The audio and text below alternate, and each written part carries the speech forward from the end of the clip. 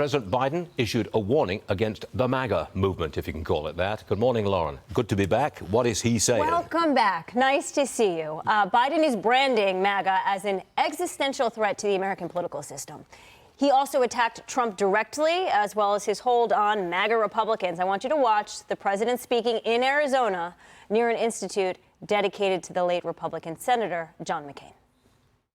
This MAGA threat is a threat to the brick and mortar of our democratic institutions. But it's also a threat to the character of our nation. That gives our Constitution life.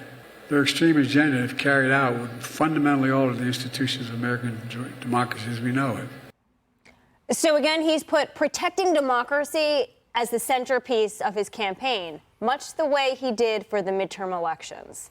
The difference now is that there are 4 Trump indictments, and voters may see his White House as putting democracy at risk.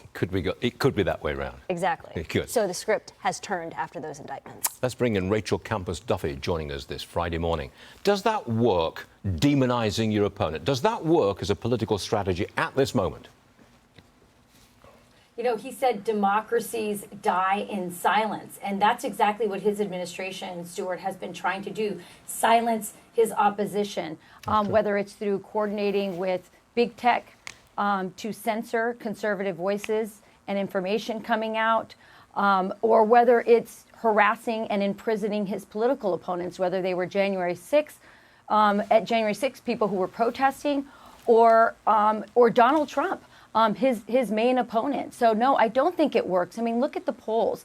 I mean, this is really a message being sent by the American people that they don't have trust in democracy because of what he's doing. You have a Donald Trump with 4 indictments, and yet he's the front runner by a long shot, like, 50, 60%.